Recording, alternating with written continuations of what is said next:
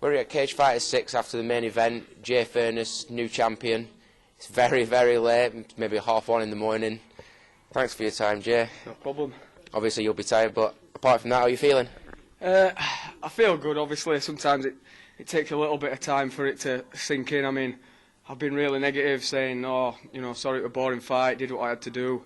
And, you know, at the moment, that's how I'm feeling like it is. But everybody's been saying to me, you know, it was a good fight, it was a tough kid, which he was. Credit to him, it was very tough. I threw it all at him in that first round, but basically it got to sort of 1 o'clock and they were taking us out to the cage then, and when you've got your mindset of fighting at like 10 o'clock, I was just exhausted. I was ready for sleeping, not fighting. And especially when you got some French guys trying to take your head off. I mean, it was hard work, but I did what I had to do. You know, I got the win. That's 10 wins now, and the kid won a mug. You know, he was a good fighter. He's only ever lost once by decision. He's got 5 wins, all stoppages. So, you know, pleased with the win. You know, maybe tomorrow, and with a bit of hindsight, I'll be more pleased with it.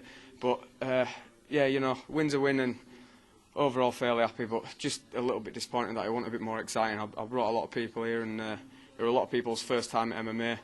The show's really late, you know, and I didn't top off the night how I wanted to, but yeah, enough of the negativity. On to the next one. Well, I'm sure that they all seem to love it, no matter every single one of them was screaming. All smashed. Pretty much. They've been here for about 6 hours, so they were all well oiled. Well, I bet boys made a nice little packet, haven't they, tonight from it? Yeah, exactly. But how did you keep yourself switched on, you know, thinking 10 o'clock you were going to fight and then you come out at like 1? What did you do to just keep yourself going when you felt tired? I mean, the only thing was, I mean, we had 4 lads on tonight, 3 wins and a loss, but Tom, who's one of our amateurs, he was on the fight before me, and, you know, he didn't complain. You know, he was warming up at the same time as me, no questions asked, and, you know, it's a credit to a guy like Tom. He's only been fighting 6 months. He's had about 10 fights. You know, he's non-stop. And really, I was looking at him and thinking, you know, this guy's one of our amateurs. I'm supposed to be a pro. I can't complain. Just keep your head switched on and get out there and do what you have to do. I wanted to get it finished early. Didn't happen, but you know, I just kept my head in the game. Obviously, you know, my coach Danny Mitchell's talking to me all the time. You know, just giving me advice, do what I need to do. And I basically got through it on tenacity. I was exhausted. I had the fitness there, but I was just tired. And yeah, tenacity and a bit of heart, and the crowd got me through it really. Tough 15 minutes. And I know you're from Leeds, you know, AVT as well. And you came out to the, you know, Leeds song.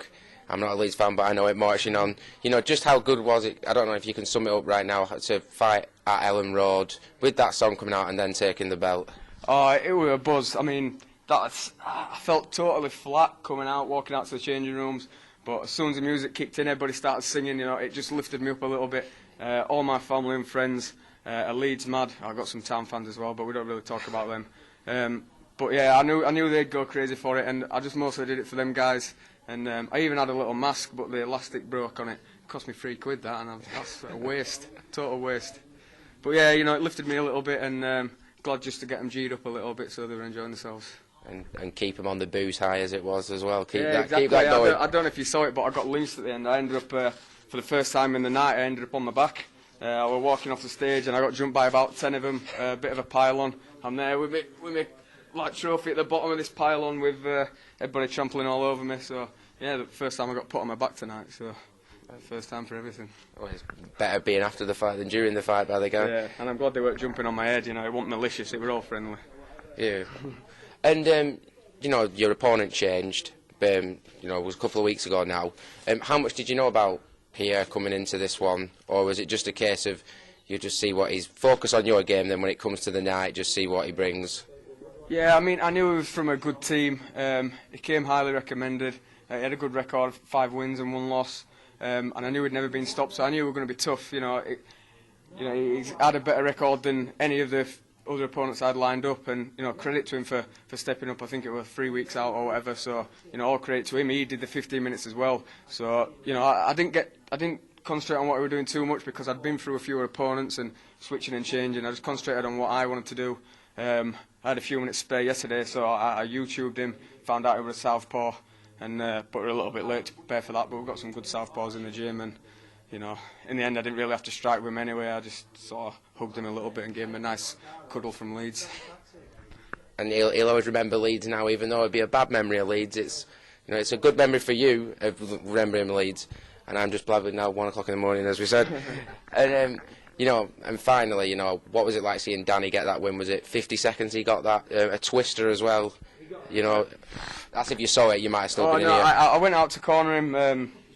Yeah, it was awesome. He twists me all the time in the gym, so I'm just glad I got some fucking else of it, to be honest. Pardon my French mum if you're watching this.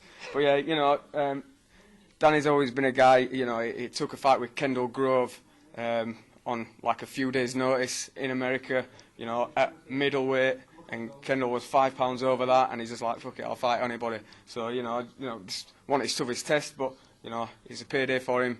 He got a highlight reel finish, and, you know, I'm just glad he's getting back to winning ways. You know, he's an inspiration to a lot of us, and, you know, he's a testament to the awesome team we've got down there. We've got an awesome bunch of lads. They'll fight anybody, they'll do anything, and Danny leads from the front, so, you know, kudos to him. And lastly, you know, what's next for Jay Furness? I'm hoping to have something big internationally, December time, maybe in Russia.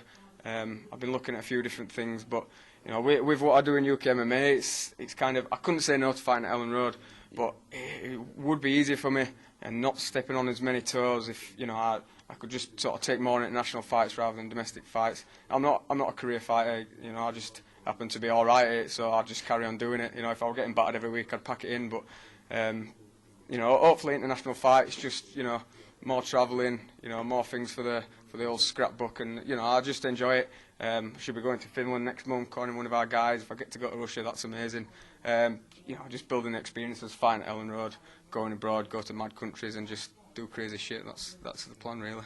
It sounds a great life, and it's a good way to end the year. And thanks for your time. Is there anybody you want to thank, give a shout out to, sponsors, teammates? Yeah, obviously, first and foremost, you know, Danny, the head coach at EVT, and all the guys down there. We've got an awesome bunch of guys coming through. You know, all the people like my girlfriend who puts up with the mood swings and the dieting and all the shit, the unglamorous stuff behind the scenes. All my family and friends who came to support. You know, you saw them; they were amazing. They really buoyed me tonight. And my sponsors, Cage Steel, you know, always provided me with a good shit. Pro Standard Nutrition for the supplements. Primal Feast, exotic meats. It's pretty awesome having a meat sponsor, free meat. So yeah, and just anybody else who supports me, looks out for me, you know. And yeah, if you watch it back, just like put it on fast forward or something. Yeah, and you know, hopefully when they watch it, we'll be catching up on our sleep. So thanks for your time, Jay. And cheers. Always, Thanks thank for you. coming, mate.